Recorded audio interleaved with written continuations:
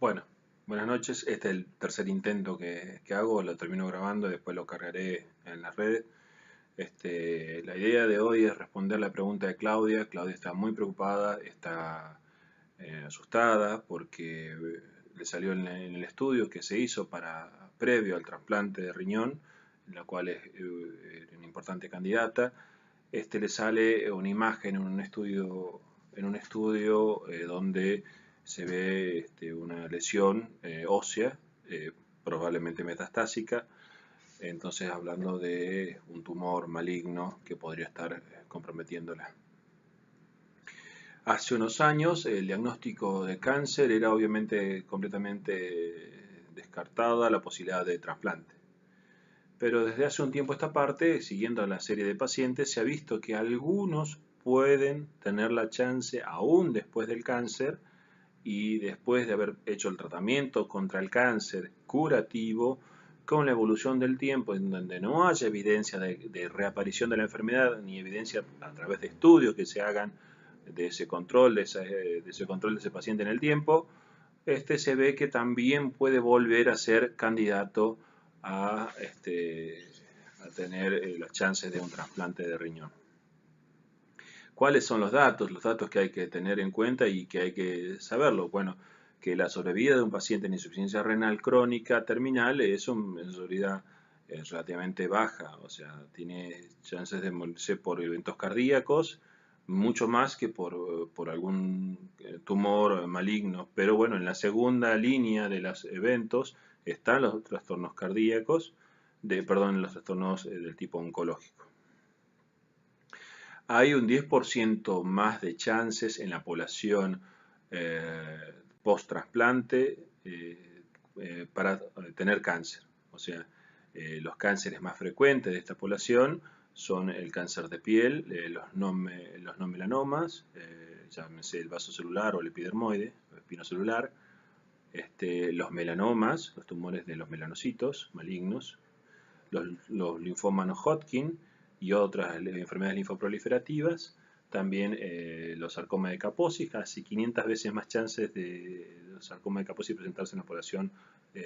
post-trasplante que la población general. O sea, es un tumor relativamente frecuente en esta población. Los inmunosupresores han sido vistos como el gran factor al bajar las defensas, como que hay un cierto fenómeno de las defensas que ayudan para evitar el cáncer. No quiere decir que todos los cánceres se hagan por inmunodepresiones e inmunosupresiones, pero sí se ha visto que en algunos que los estados de inmunosupresión hay una mayor tendencia a tener tumores. La otra vuelta habíamos hablado en los pacientes con HIV-Sida, que sí realmente la frecuencia aumentaba en algunos tumores, principalmente el tipo de linfoma, y los tumores de piel. Pero bueno, no es tampoco la única indicación, o sea, la única causa, aunque la azatioprina, habíamos hablado también en una charla que intentamos hacerlo por el Facebook recién, que podría ser también uno de los factores que estén relacionados, aunque hay discusión con respecto a si es la medicación o es el estado de inmunosupresión. Bueno, no se han puesto de acuerdo los investigadores, pero es la que más remarcada está como posible factor cancerígeno, el mismo inmunosupresor. Las infecciones por virus, que también el estado de inmunosupresión lo predispone, las infecciones por virus como la hepatitis C virus, el hepatitis B virus, el virus del herpes simple, el Epstein-Barr virus y el virus del papiloma humano, que es el que es asociado al cáncer de cuello uterino, cáncer de canal anal, cáncer de lengua, cáncer de boca, de las mucosas, casi todas las zonas de las semimucosas. Sí, los europeos y los norteamericanos han diseñado guías, son más estrictos en esto los europeos, tienen este planteo de que aquel paciente que tuviera, por ejemplo, un cáncer de piel no melanoma, sacado a tiempo, sin evidencias de progresión, no se espera mucho y se puede hacer el trasplante, o sea, un tumor en la piel con buenos bordes, más de 1 centímetro, sin evidencia de enfermedad a distancia ni ganglios regionales, se puede plantear que sigue siendo candidato a trasplante. Un tumor vasocelular también. Y otros que hay que esperar un poco más de tiempo, por 2 años aproximadamente, dentro de los 2 años, que no evidencien enfermedad, o sea que se hayan hecho los estudios de extensión y que se haya visto que en el cuerpo no hay evidencia de enfermedad, ya sea una resonancia alto campo o combinada también con el gold estándar, que sería también la tomografía de emisión de positrones, que es el PET, el famoso estudio donde se investiga no solamente lo anatómico de un tumor, sino también lo funcionante de un tumor. Entonces determina a veces con una especie de lucecitas amarillas esa combinación de la tomografía y ese estudio de cómo toma unas ciertas sustancias que se inyecta el tumor, que se activa solamente con esos tumores, y a veces cuando da positivo te habla de que aunque uno no vea que parezca un ganglio, una lesioncita muy pequeña, y de pronto ahí se ve imagen de tumor funcionante, y bueno, y se ven varias zonas, obviamente ya la enfermedad metastásica. Entonces el paciente con enfermedad metastásica no es candidato a el trasplante renal. Los pacientes sin evidencia de enfermedad y libre de enfermedad, que ha sido controlado y que todos estos estudios que hablábamos recién no ha evidenciado que la reaparición del tumor, son candidatos también a trasplante, vuelven a ser candidatos. Recordemos que hace unos años el paciente con insuficiencia renal no era factible de hacer quimioterapia. Bueno, creo que desde las dos vertientes, tanto del oncólogo como del urólogo o nefrólogo que quieran hacer el trasplante, las dos aristas deben estar como más predispuestas ahora a hacer un tratamiento curativo. En aquellos tumores que uno sabe que tiene chance de respuesta, y ahí sí el valor del oncólogo, la opinión del oncólogo es muy importante. Si es un tumor de alta respuesta a la quimio, de altas chances de curación, ejemplo los linfomas, no es descartable también que si avanza, si la enfermedad está consolidada, está tratada y no hay evidencia de enfermedad, ¿por qué no vuelve a tener chances de ser posible de un trasplante?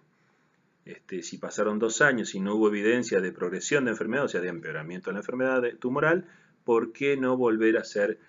candidato a ser trasplantado? Por supuesto, no estamos hablando de una enfermedad metastásica, estamos hablando de una enfermedad confinada al órgano que se originó, que no haya afectado regionalmente, que no sea un estadio 3. ¿Se acuerdan? Hace unas charlas hablamos de esto de los estadios, del estadio 1, que era del órgano, el estadio 2, que era más grande, que atraviesa todo el órgano y empieza a invadir algunas regiones, o sea, con algunos ganglios puede ser también. El estadio 3, y ya cuando ya invade loco regionalmente, o sea, no hay metástasis a distancia, pero no es solamente confinado el órgano, a veces sale ya del órgano y atraviesa estructuras vecinas, y los ganglios están mucho más afectados. Y bueno, la diferencia entre el 3 y el 4 es que el 4 ya da metástasis a distancia, no hay una relación de contigüidad, o sea, no está pegado de la masa tumoral a una lesión a distancia satélite que ha sido diseminada por los ganglios, por la linfa o por la sangre. Cuando la enfermedad, entonces, habíamos hablado en algunos tipos de tumores que también siguen teniendo chance de tratamiento del trasplante, de llegar al trasplante renal, son los carcinomas in situ, en general, todos los carcinomas en el inicio, en ese sitio, eso se llama in situ. Alguna neoplasia solitaria única, o sea que vea una sola lesión y que no ve evidencia de enfermedad, después se sacó esa lesión, se irradió, no hay evidencia, no hay progresión, veo la imagen sigue siendo igual, no cambia, hago el PET, no veo función del material tumoral, y pasa el tiempo, pasan los 2 años, tampoco hay evidencia en los controles sucesivos de tumor. Ese vuelve a ser candidato a trasplante. Los pacientes con cáncer de próstata también, recordemos que hay muchos pacientes con cáncer de próstata que mueren por cualquier otra cosa menos por el cáncer de próstata, más que nada los pacientes más grandes.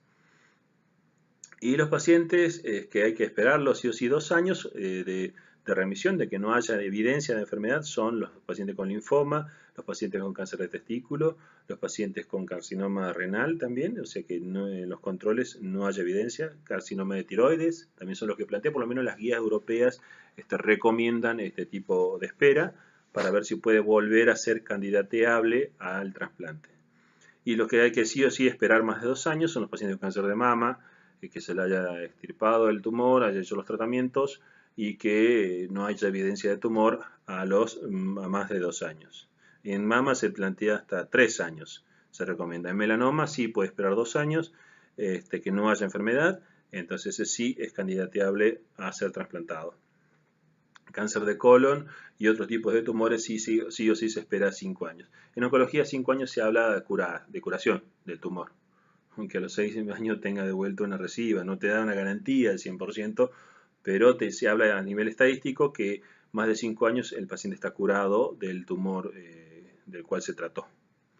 Entonces, todos esos pacientes, si hay evidencia que está curado en términos oncológicos, tiene chance de hacer un trasplante. Los pacientes que sí o sí hay que hacer quimioterapia, por ejemplo, se recomiendan esquemas donde no incurra en la eliminación renal. Los esquemas de quimioterapia que se eligen son, son la doxorubicina, el docetaxel, los taxanos, el paclitaxel, los 5-fluorouracilo, la mitosantrona, los alcaloides de la vinca como vincristina, vinblastina, esto ya es información más para los oncólogos, el vinorelbine también, son los candidateables para hacerlos en pacientes con daño renal, porque no hay que hacer tanto ajuste en la dosis. En cambio, en otros medicamentos sí hay que hacer ajustes porque al no eliminarse fácilmente, mantiene la vida media del fármaco mucho más tiempo, entonces se puede acumular con otras dosis y dar mucho más toxicidad, mielotoxicidad, o sea, toxicidad de la sangre, que es el efecto adverso número 1 de la quimio. Y en eso hay que tener mucho cuidado en lo que es medicamentos como la bleomicina, la capecitabine, el carboplatino, el cisplatino también, el etopósido, la ifosfamida, la mitomicina, el metrotexate y el topotecan. Son quimioterápicos que son los que hay que tener mucho cuidado en el manejo de los pacientes con insuficiencia renal. Bueno, intenté resumir un poco lo de la charla, que era para más tiempo, tratar de responder a Claudia que las cosas no están dichas todas, hay que esperar la biopsia, hay que esperar el tipo, hay que ver si hay evidencia de tumor a distancia, y como siempre planteó ella, de que no hay que mentirle, eso es lo mismo que pedía ella, y me lo dijo en la cara, dice, doctor, yo lo único que quiero es que no me mienta, que yo tengo que tomar decisiones y que si esto va para mal, que me lo diga, porque yo lo quiero elegir. La verdad que una dignidad y una entereza. Claudia, no se llama Claudia realmente, pero siempre ponemos un nombre similar al nombre verdadero de la paciente para que sepa de quién se trata, para que ella sí sepa la respuesta. Y a pesar de que se adelantó algo ya hoy, Claudia está demandando información para tomar decisiones. Desconfía mucho de que los médicos por ahí, por una actitud paternalista, ocultemos diagnósticos y nos arroguemos el poder de decisión. Creo que tiene razón en pensar así porque lamentablemente todavía está en la comunidad médica esto de la mentira piadosa, la mentira que tenga mucha piedad, pero realmente para el paciente no tiene esa piedad, lo que la tiene es la piedad para el quien lo dice, porque generalmente no se banca uno la información que debe dar o porque temor a que la familia interpele o se enoje con el médico o abandone al paciente. Siempre hablamos de esto, de la teoría de la comunicación, o sea, la comunicación debe ser eficaz, debe ser sincera,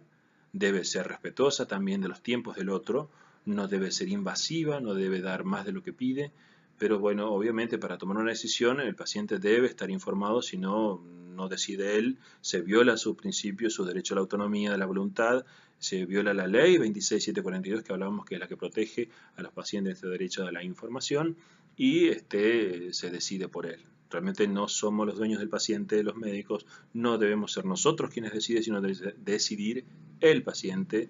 y lo que es importante para él, cómo arreglar su vida. El tratamiento anti-enfermedad no es lo más importante del paciente, sino son las decisiones de vida que van más allá de un tratamiento contra la enfermedad, contra la insuficiencia renal, contra la inmunosupresión, por el trasplante, contra el cáncer. El que está, el que la pasa, el que está debajo de su piel, está la enfermedad, es el que realmente debe decidir. O sea, planteando esta premisa, saludando a Claudia y bueno, y diciéndole que pase lo que pase, vamos a estar con vos, Claudia, te vamos a acompañar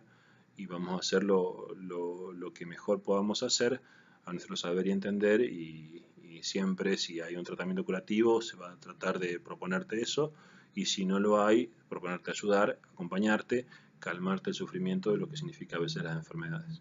contar con nosotros y bueno, no, a los demás, despedirnos hasta la semana que viene y esperando haber podido saltar no solamente el cerco que nos impone algún personaje triste de la historia de la salud de Mendoza, sino también este cerco que nos impone también la internet y Speedy, la compañía esta española que nos está haciendo sacar canas verdes cada transmisión desde acá.